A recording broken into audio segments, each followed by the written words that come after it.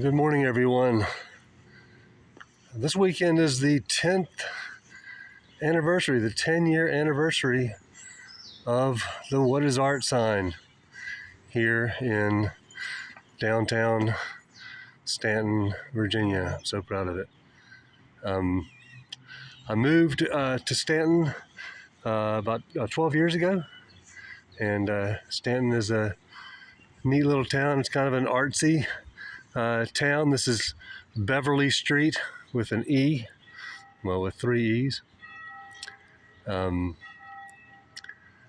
Beverley Street is basically the main street of Staunton, and there's a bunch of great, there's a lot of art galleries. So there's Co-Art over there, which is an art co-op, and Staunton Antiques across the street in the old Woolworth building has an art gallery upstairs, and back up, I should say down Beverley Street. Beverley Street runs east-west, as you've already seen the sun shining, the sun rising in the east. It's Sunday morning. It's my birthday. So down Beverley Street that way is the Beverley Street School, which is an art school. It teaches art classes. Spent a lot of time talking about all these shops up and down Beverley Street, but I wanted to commemorate the anniversary of the What is Art sign. So walking up and down Beverley Street when I first moved here, of course, I saw a bunch of signs for art, and whenever anybody uses the word art, I, of course, have to say, what is art? Usually when people use the word art, they're referring to traditional formats like painting and sculpture, but the dominant formats in the visual arts today are film, television, video games, graphic design, internet content, and so forth. And so, and yet, even if we consider these things to be art, we don't call them art. If somebody's a graphic designer, we call her a graphic designer. If somebody's a filmmaker, we say he's a filmmaker. But if somebody's a painter, we say they're an artist. And so I've got this semi-annoying habit of saying, what is art, whenever anybody uses the word art, because I know that they're probably talking about traditional art forms like painting and sculpture, like I said, and I think it's time to redefine what art is in our culture. I've got this radical theory that all man-made objects are works of art. Of course, I get this theory from the great David Summers, my professor, one of my professors at UVA. He's retired now, but his book Real Spaces is his magnum opus, and it lays out the whole idea. One of the big takeaways from that book, out of a multitude of big takeaways from that book, is that all man-made objects, all human-made objects, are works of art. Good morning. And so, just to give like the thumbnail sketch of it. So when we say all man-made objects are works of art, we don't really mean to say that you can find beauty in every object. This presupposes the romantic expressionist view of art as being, about personal expression, and only about personal expression, and it makes a distinction between what we call art objects and what we call utility objects, or we think about as utility objects.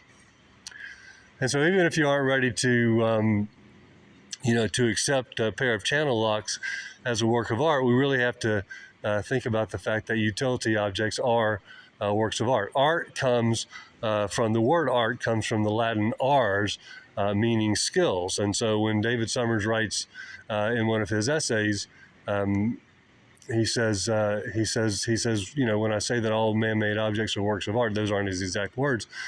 But what he's saying is that all man-made objects are works of human skill.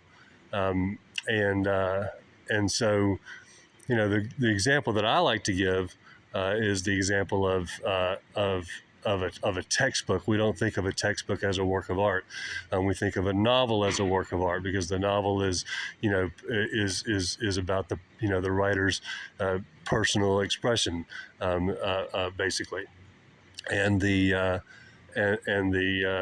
textbook is really just about imparting knowledge.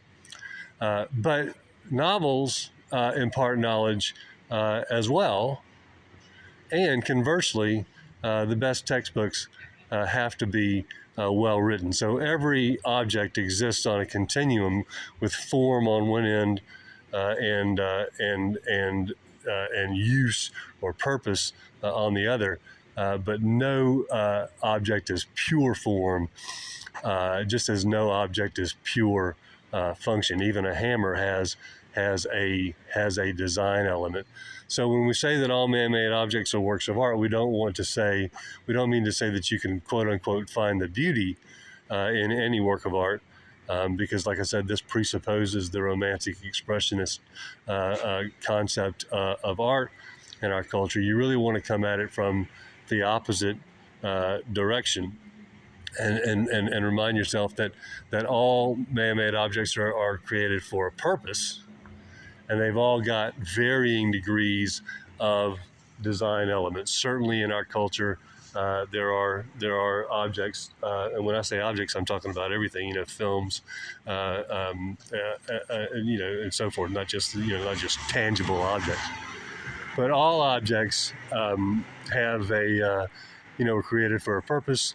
They've all got a design element to them, more or less of a design element to them.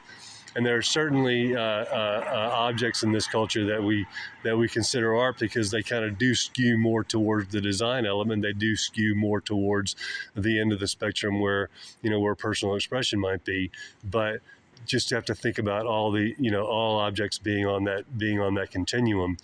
Some of them skewing more towards quote unquote art. Some of them skewing more towards utility on the other end. But all of them having a combination of utilitarian value and design value. So all man-made objects are works of art.